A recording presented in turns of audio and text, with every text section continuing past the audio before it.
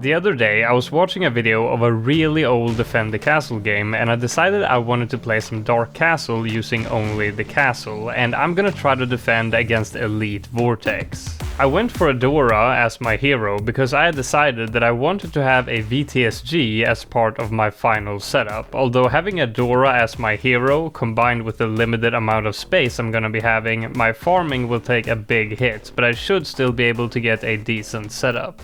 I began by getting my free dart monkey shooting in a straight line and then begin working towards getting a bank. I also get the NG, which will later become my bloon trap.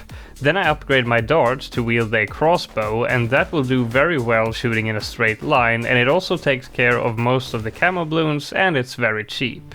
After getting the bank, I get the NG to double gun, upgrading my defense as I need it. I've already leaked half of my lives at this point, which kinda caused some trouble as you will see later on. On round 28, I get Adora down for the lead bloons. Due to the early game farming being so scuffed, I decided to not get the Minneapolis at all before tier 1 since I'd be getting it so late anyway. So then I just kept placing marketplaces, and after the bank got full, I took out the money but let the bank stay. Finally, I got the bloon trap and one more marketplace, and now I'm done with everything before tier 1. Lucky for me, tier 1 Vortex is very cheap to beat. All you need is an elite defender and to leak some lives here and there to get the extra attack speed. I sell my NG and dart monkey as well as some of my farms, and then get a discount village with camo detection for the sniper. I also remove the trees in the lane that the boss spawns so that the sniper does not get its line of sight blocked every time the boss gets knocked back, and that way we can kill the boss faster. Now, here is where I ran into some trouble with my lives. I only had 40 of them left, and I need to micro the sniper back and forth between strong and first so that the sniper has time to pop, say, a ceramic down to smaller bloons and then let them leak so I don't lose too many lives and die. This turned out to be a bit more difficult to time than I expected, because Vortex speeds up bloons until they catch up to his position on the track, but on multi-lane maps they stay sped up all the way. This caused me to leak a bit too many lives, and I had to retry last round a few times when I ended up dying. Then I got the idea of placing down a base spike factory to help me more easily leak something small when a bunch of rainbows or zebra bloons spawn. This helped me out a bunch, but I still had to give it a few retries, so rest in peace my monkey money. But you can always buy more in the store. The Ninja Kiwi printing press is always running. Use code MACANRULES. I managed to finish tier 1 with just 1 HP remaining, exactly as I had planned from the beginning. Then I sold some stuff and got my Minneapolis and 3 bloon traps plus a cleansing foam NG, which serves as just a decamo for now, but later it will become an overclock for my BRFs. I started by getting some marketplaces, and then on round 50 when I had some more money, I switched over to a BRF plus overclock, and here we also need to upgrade our defense because the NGs cannot pop Moabs in time. For that we get a Moab press, and then I also get a Moab mauler for the rounds where we get 2 to 3 Moabs that spawn at the same time. Then I just continue to get more BRFs and more overclocks and micro the traps a little whenever needed, and then it's time for tier 2. For tier 2 the best solution is for sure a MAD. On my first attempt I was dying to the Moabs because with the extra speed my previous towers could not handle them. On my second attempt I moved the MAD to right in front of the exit to help out with that, but I still ended up leaking to bloons, so I decided to get rid of my bloon traps and get a Spirit of the Forest instead. That will take care of the bloons while also making a decent amount of cash. But surprisingly, it did not manage to handle round 63. Perhaps I should have removed the rest of the trees to potentially solve that issue, but that did not strike my mind at the time.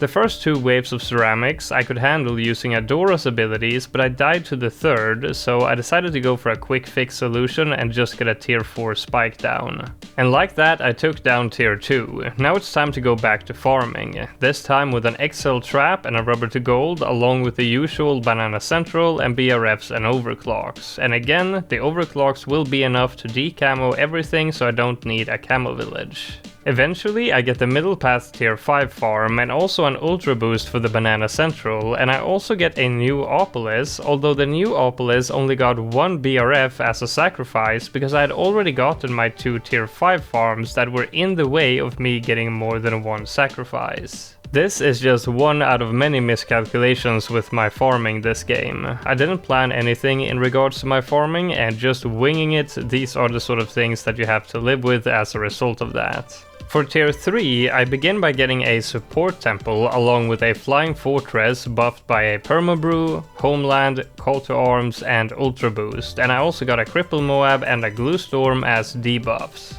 All of this is so that I can beat the boss using just the flying fortress, and that way I can get a bunch of pops on the ace and get a decent degree ace paragon later without sacrificing so much cash since it's a very expensive paragon. Not getting the ace paragon at all is almost not even an option. Everyone knows the ace paragon is great, but against this boss in particular it's even better. Nothing comes close to this paragon, and since we're gonna be pretty strapped for cash, getting these pops is super helpful. The boss did manage to advance a fair bit along the track, but after a few rounds we take down tier 3. Now we're back to farming. I get the tier 5 bank, a heli, a lot of snipers, and a top path mermonkey to place an energizer to get more abilities out of my ability based farming.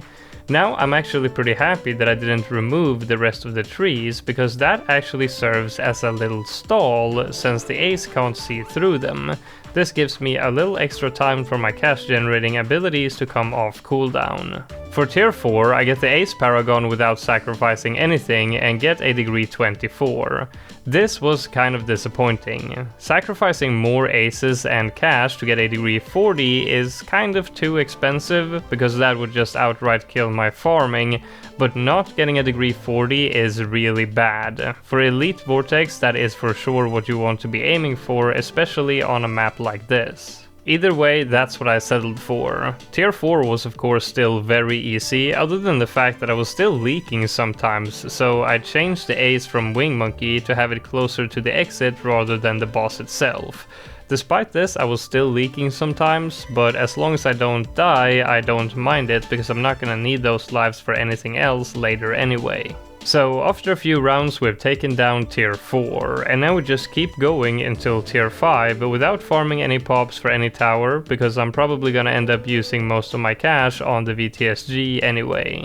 For tier 5 I got the VTSG in the top of the castle along with a support temple, homeland, call to arms, permabrew, ultra boost and all of the debuffs, and I even had some cash left over that I used for a degree 1 boomerang paragon, a mad, a sentry champion and some prepped sacrifices for Adora. Now here I felt like I got something girthy shoved down my throat because I was having trouble breathing. My setup was not working. The boss kept getting closer and closer until it was so close that it started stunning towers. Had I managed to get that degree 40 ace, I would have been fine, but I mean I was lacking the cash for that, so what could I have done? I tried skipping the VTSG for more paragons instead, but that also only took out about half of the boss's HP before leaking.